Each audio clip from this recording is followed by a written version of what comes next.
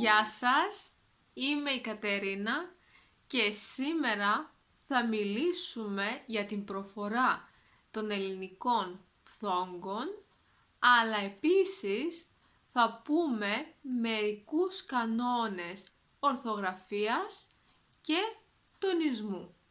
Ξεκινάμε λοιπόν. Αρχίζουμε με τα απλά και τα δίψηφα φωνήεντα. Έχουμε το α, όπως λέμε Άννα. Ακολουθούν τα 5 «η», τα οποία προφέρονται όλα ως «η». Έχουμε το ήτα, όπως λέμε ήλιος, μετά ακολουθεί το γιώτα, όπως λέμε Ιταλός, το ύψιλον, όπως λέμε πολύ, το έψιλον γιώτα, όπως λέμε είναι, και το όμικρον γιώτα, όπως λέμε άνθρωποι. Ακολουθούν τα 2 Έχουμε το έψιλον, όπως λέμε Ελλάδα, και το αλφαγιώτα, όπως λέμε αιώνας. Και τα 2 προφέρονται το ίδιο. Ακολουθούν τα 2 Έχουμε το όμικρον, όπως λέμε πόλη, και το ωμέγα, όπως λέμε ώρα. Και σε αυτήν την περίπτωση τα 2 προφέρονται το ίδιο. Και τέλος έχουμε το ου, όπως λέμε ουρανός. Και τώρα περνάμε στα απλά σύμφωνα. Τα απλά σύμφωνα δεν έχουν κάποια ιδιαίτερη δυσκολία. Ξεκινάμε με το β, όπως λέμε βουνό. Μετά έχουμε το δ, όπως λέμε δέντρο. Ακολουθεί το ζ, όπως λέμε ζωή. Μετά έχουμε το θ, όπως λέμε θάλασσα.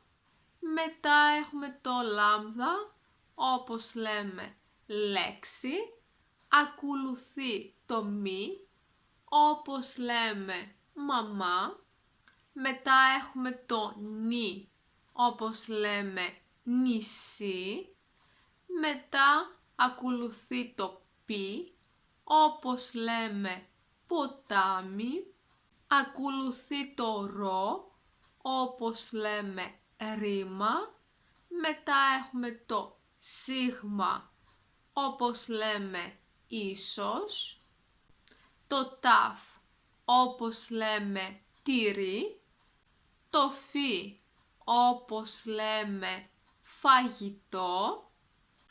Ακολουθούν μερικά γράμματα που διαβάζονται με 2 διαφορετικούς τρόπους.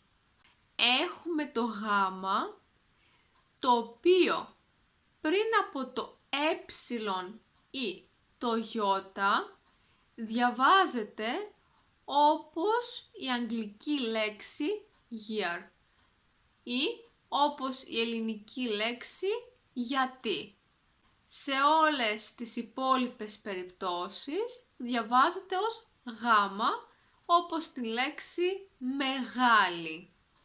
Μετά έχουμε το χ, το οποίο επίσης πριν από το ή το ι διαβάζεται διαφορετικά, όπως η γερμανική λέξη ich ή αλλιώς όπως η ελληνική λέξη όχι, ή στις άλλες περιπτώσεις διαβάζεται κανονικά ως χ, για παράδειγμα όπως τη λέξη έχω.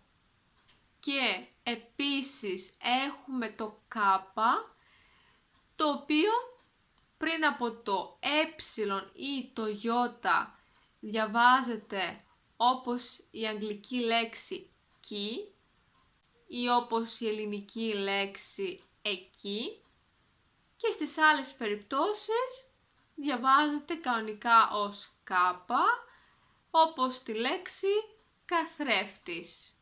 Και τώρα περνάμε στα δίψηφα σύμφωνα. Έχουμε το μπ όπως τη λέξη μπάνιο.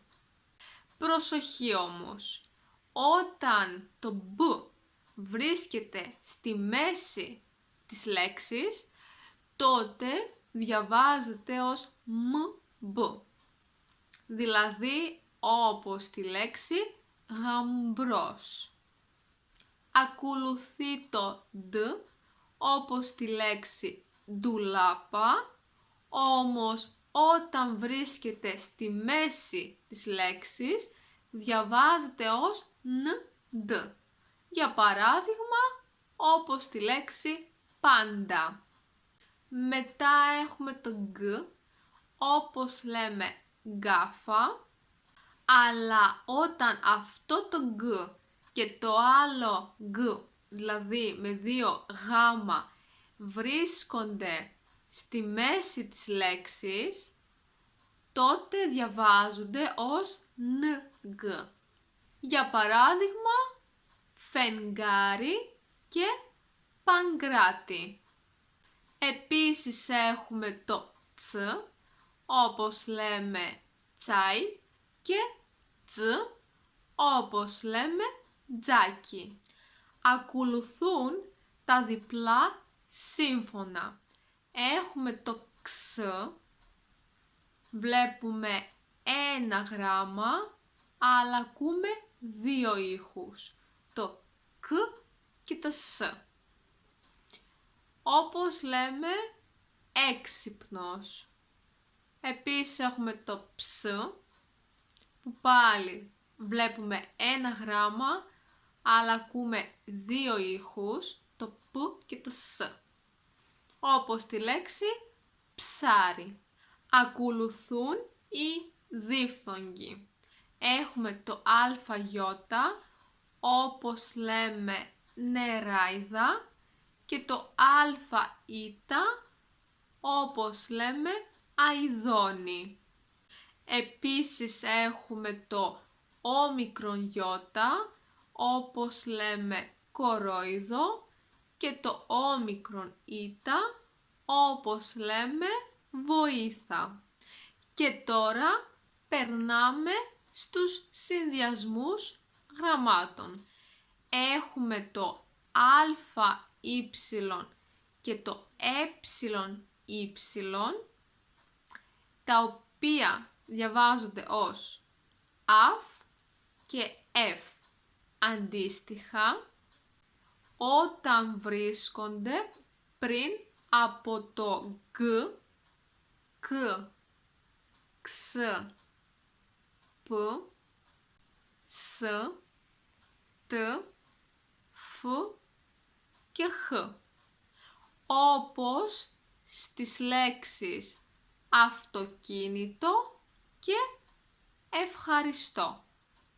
Ενώ όταν βρίσκεται το αι και το ε πριν από το β, γ, δ, λ, μ, ν, ρ, διαβάζονται ως αβ και ευ αντίστοιχα. Όπως στις λέξεις αυγή και ευγένεια. Και τώρα περνάμε στο τελικό νι. Βάζουμε το τελικό νι όταν η επόμενη λέξη ξεκινάει από π, τ, κ, ξ, ψ και όλα τα φωνήεντα. Για παράδειγμα λέμε δεν πάω, την ξέρω, τον ψάχνω, από τον Καναδά, στην Τρίπολη, στον Αλέκο. Και τώρα ας δούμε πώς διαβάζετε το γάμα όταν βρίσκεται πριν από το χ. Όταν το γάμα βρίσκεται πριν από το χ, διαβάζεται ως νι. Για παράδειγμα, όπως τη λέξη συγχαρητήρια ή στη λέξη άγχος. Και τώρα περνάμε στα δύο όμοια σύμφωνα. Όταν έχουμε δύο όμοια σύμφωνα, εκτός από το διπλό γάμα, αυτά προφέρονται ως ένα γράμμα. Για παράδειγμα, παππούς, κόκκινο, αλά, θάλασσα. Και τώρα ας δούμε το σύστημα τονισμού των λέξεων. Όλες οι λέξεις στα ελληνικά παίρνουν τόνο, εκτός από τις μονοσύλλαβες λέξεις. Αλλά υπάρχουν και εξαιρέσεις. Για παράδειγμα, οι ερωτηματικές λέξεις που και πώς παίρνουν τόνο. Επίσης, παίρνει τόνο ο σύνδεσμος «ή».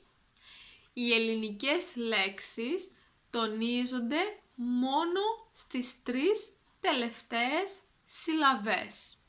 Όταν τα δίψηφα φωνήεντα α, ι, ου, έψιλον, ι, όμικρον, ι ή οι συνδυασμοί γραμμάτων αφ, εφ ή αλλιώς αβ, ευ, τονίζονται στο δεύτερο γράμμα, τότε διαβάζονται ως ένα γράμμα. Για παράδειγμα, είναι, ούτε, οίκος, αυτοκίνητο, ευχαριστώ. Ενώ όταν τονίζονται στο πρώτο από τα δύο γράμματα, τότε διαβάζονται ξεχωριστά. Όπως ρολόι, Κάιρο, γάιδαρος. Και τέλος έχουμε τα διαλυτικά που χρησιμοποιούνται για να χωρίσουν δύο δίψηφα φωνήεντα όταν αυτά δεν τονίζονται. Για παράδειγμα, τρόλεϊ, λαϊκή, γαϊδούρι.